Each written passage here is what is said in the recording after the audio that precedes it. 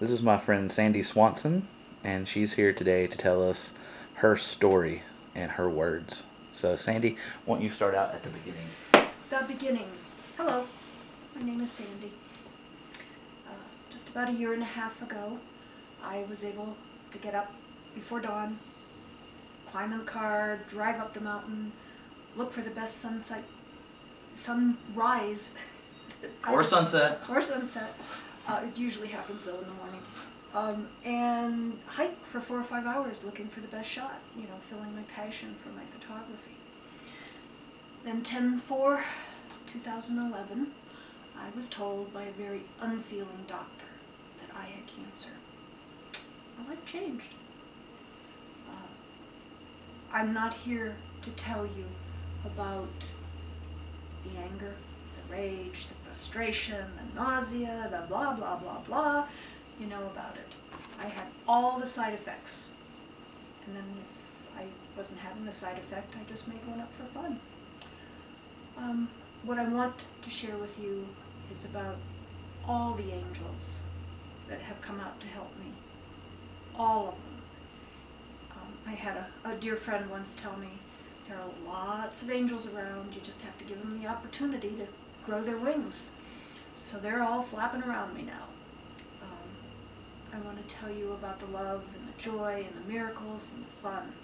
I have met so many amazing people, just incredible people that want to sit down and have conversations with me. Sometimes I think cancer is almost fun, because if I didn't have cancer, these people might not have sat down with me. So, I know that's kind of odd, but it really is a joy. It really is a joy. I have learned to see things differently, to see the world in a quiet, wonderful, beautiful way. I've learned to listen.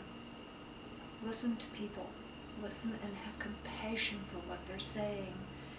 But probably the most important, well, maybe not the most important, but one of the most important things is I've learned to feel. Yeah, there's the anger and the rage and but there's also the laughter and the joy and the fun. I'll share a story with you. I call it the tickle story.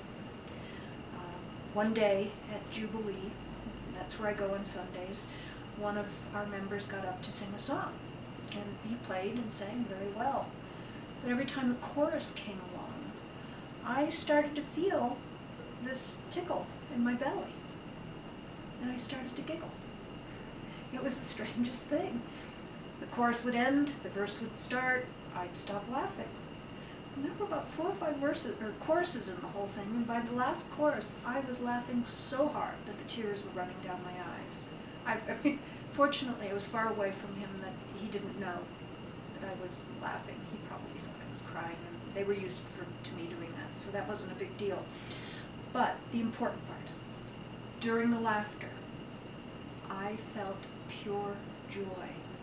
I recognized it. I felt it. It was just amazing. So many of us, it's around us all the time, but we just don't experience. We don't enjoy it. We don't get into it. And there I was. It was in a marvelous, marvelous moment. I also realized that day, I don't have anything to worry about. And that might have been in the song too, but I'm not quite sure. But I really don't have anything to worry about because I'm on the path.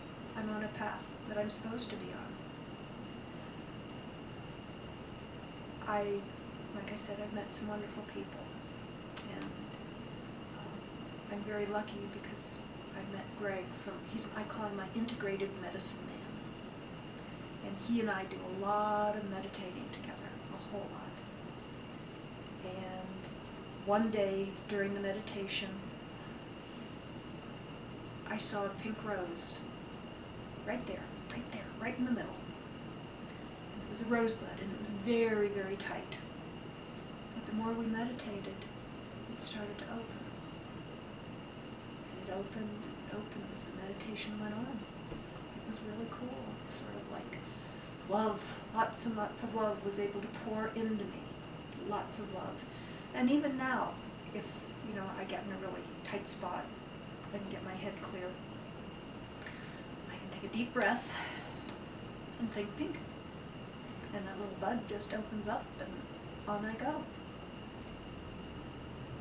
Yeah, it's been amazing. One more story, and it was Greg that told me the story. He decided he wanted to learn white water canoeing. So he found the river, he found the instructor, the canoe, off he went. They found a quiet lake, and they practiced there. And he learned all the things that you have to learn, which I don't know. But he did it, and he did it well. And then the next day, they went off to the river. And his instructor said to him as he was getting his gear on, "You're going to fall out of the canoe. You're going to fall out of the canoe." And he said this to Greg 3 times. What he did say was, when you fall out of the canoe, do not put your feet on the bottom. Point your feet in the direction of the flow of the river, and you and your canoe will meet up on the bank. So that's why I say I'm on my path. I'm keeping my feet up and they're pointing, and I guess to all of you, just don't drag your feet on the bottom of the river. Thank you, Sandy.